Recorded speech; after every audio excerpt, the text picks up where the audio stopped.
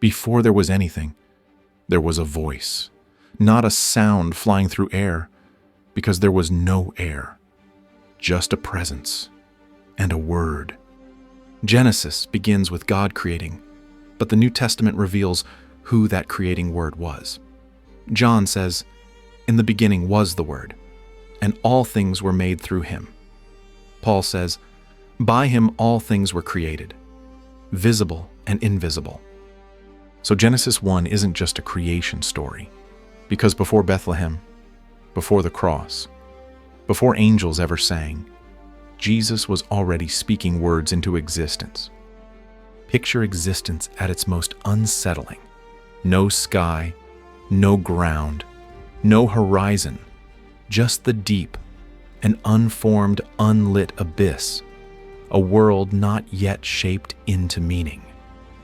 Genesis doesn't describe this as nothing, but as something unfinished, a raw, waiting canvas, darkness hovering over waters that have no shore. And above that chaos, the Spirit of God moves, like a storm held back. Then comes the moment that splits eternity from time, not with a battle, but with a sentence. The Word speaks, "Let there be light." And light doesn't arrive. It obeys. It tears through the darkness like an opened eye. Not a gentle glow, more like a command becoming reality. And the darkness doesn't fight it. Darkness never fights light. It only flees. God looks at the light, named it day. Then he names the absence, night. And creation begins the way redemption will later begin, with light invading darkness. The first day light became the opposite of darkness. Every day formed a line in the poem of creation, and it was good. The Word speaks again, and something impossible happens. Space is carved into existence. May the waters below and the waters above be separated. An expanse, what we call sky, stretches like a veil, separating the deep into layers. And suddenly the world isn't only a dark ocean. It has structure. God is not improvising. He's building a home. This was the second day in God's creation, and it was good. Then the command, "Let the waters gather, and let dry ground appear." And the world changes shape. Continents lift like bones beneath skin. Seas pull back into basins like they've been summoned. God names again, earth, seas, and it's good, but it's still bare, a kingdom with no gardens. So the Word speaks once more, "Let the earth sprout, and life erupts from dust." Grass spreads like a green tide. Plants rise, each carrying seed like a promise. Trees stretch upward, heavy with fruit before any human mouth exists to taste it. The earth is being crowned, and you can almost feel it now. Creation is no longer just scenery. It's becoming a story. God looked at the living land and saw that it was good. This marked the third day. Now God turns his attention upward, and the sky becomes a kind of holy machinery. The Word commands lights to govern time itself. The sun becomes a ruler of day.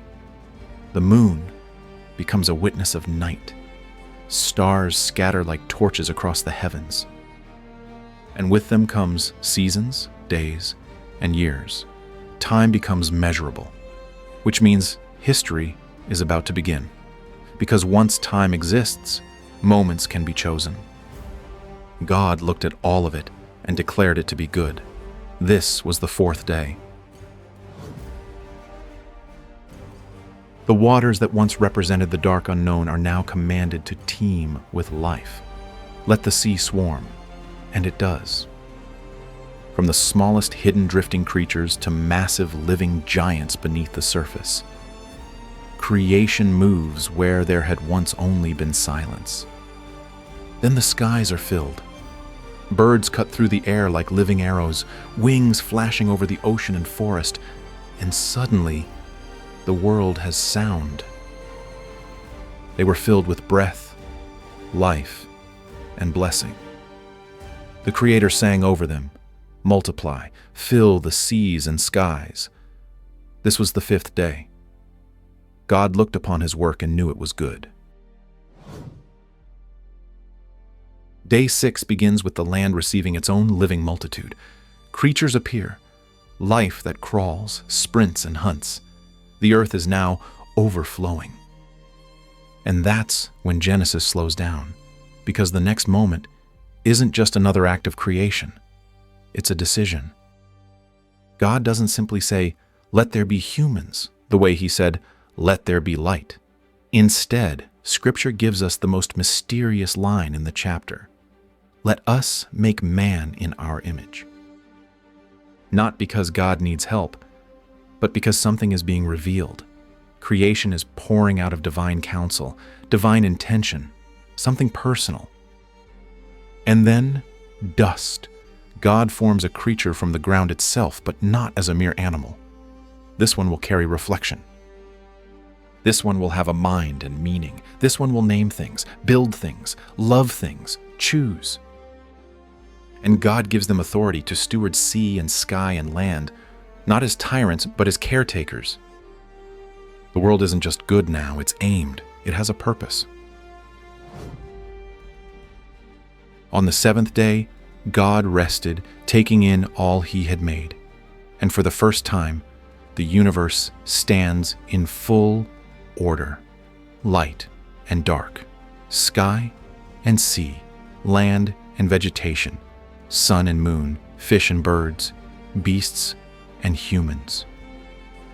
Everything in its place, and God declares something deeper than good. The creation is whole. And in the center of this good world, God plants a garden, a place where heaven and earth touch, a sacred space. But the story doesn't end in Genesis 1, because soon, into this ordered creation, another voice will enter, not to create, but to corrupt. Another word will be spoken, not "let there be," but "did God really say?" And that question will fracture the image. That's why Genesis 1 matters, because if Jesus is the one who created all things, then the entire Bible becomes one continuous mission. The Creator stepped into his own creation to reclaim what was vandalized. The Word who made the world, becoming flesh to save the world. So the next time you read, "In the beginning," don't picture a distant force. Picture the Word standing over the deep, speaking light into darkness. And realize this, if he can create order from chaos once, he can do it again, even in you.